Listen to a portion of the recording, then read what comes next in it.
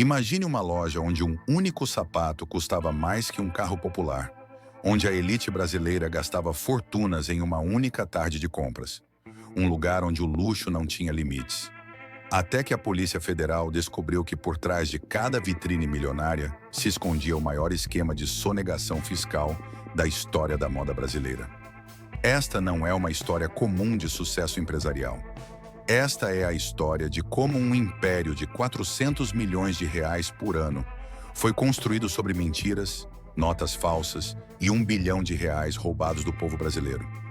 Se inscreva no Lux Obscura agora, porque hoje você vai descobrir como duas senhoras fazendo caridade acabaram criando o maior escândalo do mercado de luxo nacional. Você já se perguntou quanto custa realmente viver como a elite?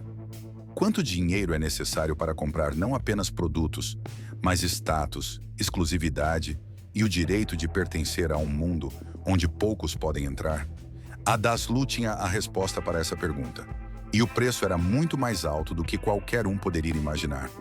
Para alguns, ela era um verdadeiro templo do luxo em solo brasileiro, a Disneylândia dos ricos em pleno território nacional. Para outros, o símbolo máximo da desigualdade de um país onde milhões passam necessidades, enquanto uma minúscula elite gasta fortunas em roupas e acessórios importados. Mas todos concordam em uma coisa: a Daslu marcou para sempre o mercado de luxo no Brasil, deixando um rastro de glamour, escândalo e destruição que ecoa até hoje. Tudo começou de forma quase inocente no final dos anos 50. Duas amigas da alta sociedade paulistana, Maria Lúcia Piva de Albuquerque e Maria de Lourdes Aranha dos Santos, decidiram costurar enxovais de bebês para doar à Liga das Senhoras Católicas. Era uma iniciativa filantrópica simples, tocante até, mas que plantaria as sementes de um dos maiores escândalos empresariais da história do país.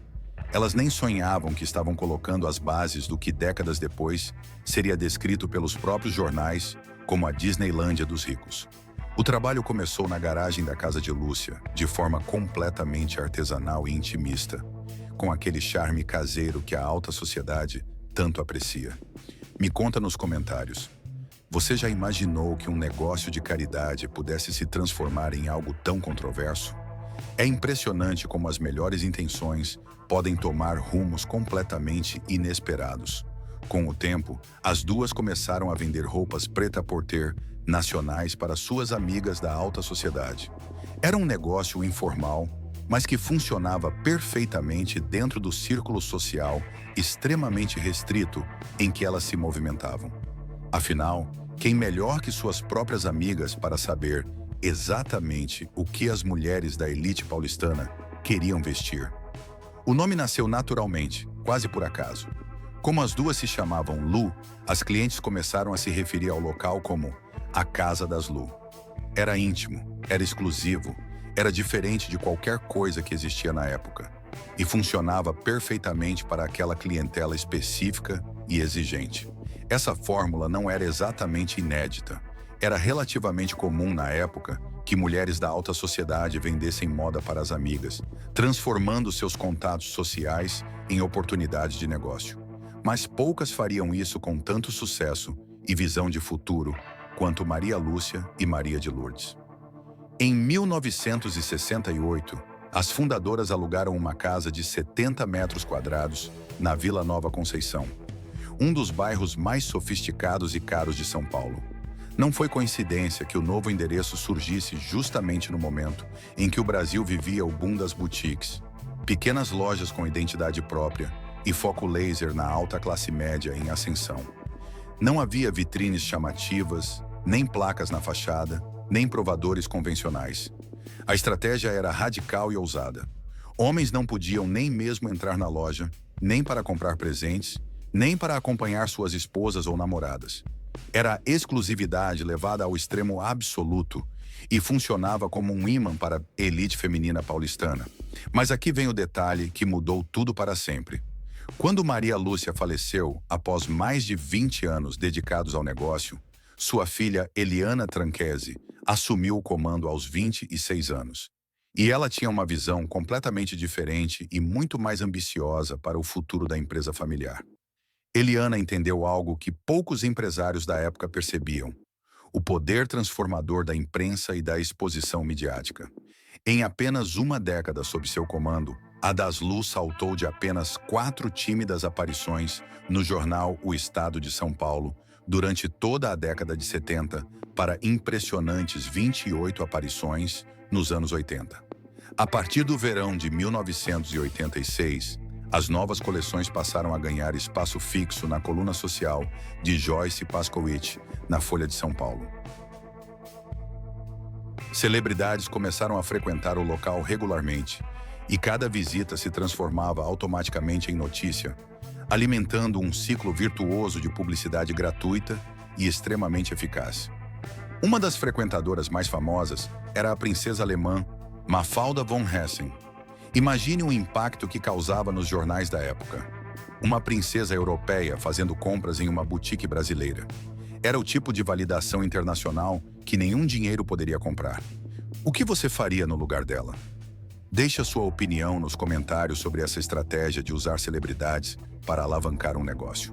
Mas o verdadeiro golpe de mestre ainda estava por vir, e tinha tudo a ver com o momento político e econômico conturbado que o país atravessava. Em 1990, quando Fernando Collor de Mello abriu dramaticamente as importações brasileiras, enquanto outros empresários reclamavam amargamente da concorrência estrangeira que chegava, Eliana viu uma oportunidade de ouro brilhando bem na sua frente. A primeira coleção importada foi da sofisticada Claude Montana, uma grife francesa que representava o que havia de mais refinado na moda mundial. Logo vieram outras marcas de peso internacional: a italiana Prada, a francesa Gucci e, finalmente, a todo-poderosa Chanel, que representava o santo graal do luxo feminino mundial. Em 1996, aconteceu algo histórico. A Daslu se tornou a primeira e única loja da Chanel em todo o território brasileiro.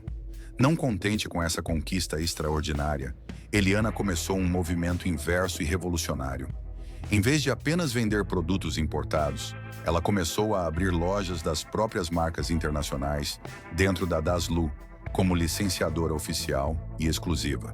O crescimento era absolutamente meteórico e impressionante. A marca chegou ao ponto de lançar uma revista própria, com periodicidade trimestral, e uma tiragem impressionante de 40 mil exemplares por edição. Era uma ferramenta de marketing sofisticadíssima para a época, contemplando moda feminina, masculina, infantil, decoração e todos os produtos à venda. Mas esse sucesso meteórico trouxe problemas completamente inesperados. Os vizinhos da elegante Vila Nova Conceição começaram a reclamar intensamente do movimento cada vez mais intenso de clientes, fornecedores e curiosos. O trânsito do bairro Nobre havia se tornado um verdadeiro caos diário. Em 2003, depois de uma batalha judicial complexa sobre zoneamento urbano, a Justiça determinou o fechamento definitivo da loja original em 90 dias, sob pena de multa diária de R$100 mil. Era uma sentença devastadora que poderia ter significado o fim de tudo. A solução encontrada por Eliana foi grandiosa e ousada. Ela decidiu investir mais de R$200 milhões na construção da Vila Daslu, um complexo sem precedentes no mercado brasileiro de luxo. 17 mil metros quadrados, distribuídos em 4 andares, com 3 mil metros quadrados só de terraço com vista panorâmica da cidade. Era um verdadeiro complexo do luxo, uma cidade dentro da cidade, dedicada exclusivamente ao consumo sofisticado. Restaurantes requintados, bar de champanhe, clube do whisky com rótulos raros, spa completo, salões de beleza, helipontos com sala VIP e até uma agência bancária do HSBC exclusiva para clientes. A Louis Vuitton operava ali seu maior ponto de venda de toda a América Latina, ocupando espetaculares 331 metros quadrados dedicados exclusivamente à marca francesa. Mais de 100 funcionários altamente treinados trabalhavam no complexo, oferecendo um atendimento personalizado que poucos lugares no mundo conseguiam igualar. O governador de São Paulo, Geraldo Alckmin, pessoalmente cortou a fita de inauguração em uma cerimônia grandiosa. A lista de convidados impressionava: senadores, empresários bilionários, celebridades internacionais. Parecia o auge absoluto do sucesso empresarial brasileiro. Você consegue imaginar uma loja desse tamanho e sofisticação funcionando no Brasil dos anos 2000? Me fala nos comentários se você conhecia essa história incrível ou se é a primeira vez que ouve falar da Vila Daslu. Mas a glória e o reconhecimento duraram apenas 40 dias. Em 13 de julho de 2005, às 6 horas da manhã, quando São Paulo ainda despertava para mais um dia, a Polícia Federal bateu na porta da mansão de Eliana Tranchese, no sofisticado bairro do Morumbi. Era o início da Operação Narciso, que mudaria para sempre a história do luxo no Brasil. Tudo começou com um único e simples sapato importado. Uma nota fiscal da prestigiosa grife italiana Gucci para importação de calçados, encontrada casualmente dentro de um container no Porto de Santos, levou os auditores fiscais mais experientes da Receita Federal a investigar minuciosamente todas as operações de importação da Daslu. O que eles descobriram foi um esquema sofisticado, engenhoso e sistemático de sonegação fiscal que funcionava há anos sob o verniz dourado do glamour. Notas fiscais completamente falsas conviviam lado a lado com as originais. Declarações propositalmente incorretas de quantidades de mercadorias, empresas laranjas criadas especificamente para servir aos interesses da boutique. Uma das importadoras investigadas, a Multimport, repassava incríveis 96% de todas as suas operações diretamente para a Daslu. Eram dados típicos de uma empresa fantoche, criada exclusivamente para mascarar operações ilegais e burlar a fiscalização tributária. A investigação meticulosa revelou crimes graves de formação de quadrilha organizada, falsidade material e ideológica, crimes contra a ordem tributária nacional e sonegação fiscal em escala industrial. O império, que faturava impressionantes 400 milhões de reais por ano, estava construído sobre fundações completamente podres. Quando a Polícia Federal chegou à antiga sede da Vila Nova Conceição, seguindo uma denúncia anônima, encontrou caixas cuidadosamente lacradas, contendo primeiras vias de notas fiscais ao consumidor com a inscrição manuscrita a incinerar. As provas do crime estavam literalmente a ponto de virar cinzas. Impressionante como um negócio aparentemente tão sofisticado e respeitável pode esconder tantos segredos sórdidos, não é? É o tipo de descoberta que abala nossa fé nas instituições e nas aparências. Em março de 2009, depois de anos de investigação minuciosa, veio a sentença absolutamente devastadora. A juíza Maria Isabel do Prado, da 2ª Vara Federal de Guarulhos, condenou Eliana Tranchese e seu irmão Antônio Carlos a impressionantes 94 anos e 6 meses de prisão cada um pelos crimes comprovados. O valor total da dívida com impostos sonegados, multas aplicadas e juros acumulados chegou a um número que ainda hoje causa vertigem: R$ 1 bilhão devidos aos cofres públicos brasileiros. R$ 1 bilhão que poderiam ter sido investidos em hospitais, escolas, saneamento básico, segurança pública. Dinheiro que literalmente foi roubado de cada cidadão brasileiro. A crise econômica mundial de 2008 havia afetado drasticamente o comportamento dos consumidores de luxo e, com ele, o desempenho da marca, que já enfrentava problemas judiciais gravíssimos. Em 2010, a Daslu entrou oficialmente com pedido de recuperação judicial, tentando desesperadamente renegociar R$ 80 milhões em dívidas para evitar a falência completa. No ano seguinte, em fevereiro de 2011, veio a venda definitiva e simbólica. A Daslu foi adquirida pelo fundo Elaep, de Marcos Elias, por apenas R$ 65 milhões. Eliana, que havia criado um império multimilionário praticamente do zero, virou uma simples franqueada da marca que um dia pertenceu inteiramente à sua família. Em fevereiro de 2012, na madrugada fria de uma sexta-feira, o Hospital Albert Einstein confirmou oficialmente a morte de Eliana Tranchese. Ela foi vítima do agravamento de um câncer de pulmão diagnosticado em 2006, complicado por uma pneumonia grave. Tinha apenas 56 anos quando partiu. A mulher que transformou uma pequena garagem familiar em um dos maiores e mais controversos símbolos do luxo brasileiro partia para sempre, deixando um legado eternamente dividido entre o brilho absoluto do sucesso empresarial e o escândalo devastador da corrupção sistêmica. Hoje, mais de uma década depois, a Daslu é apenas uma sombra pálida e melancólica do que um dia foi. Em 2022, a marca foi arrematada em leilão pela incorporadora Mitre por meros 4 milhões de reais, com o objetivo de reposicioná-la no mercado imobiliário de luxo. O império que um dia movimentou mais de 400 milhões de reais anuais simplesmente deixou de existir.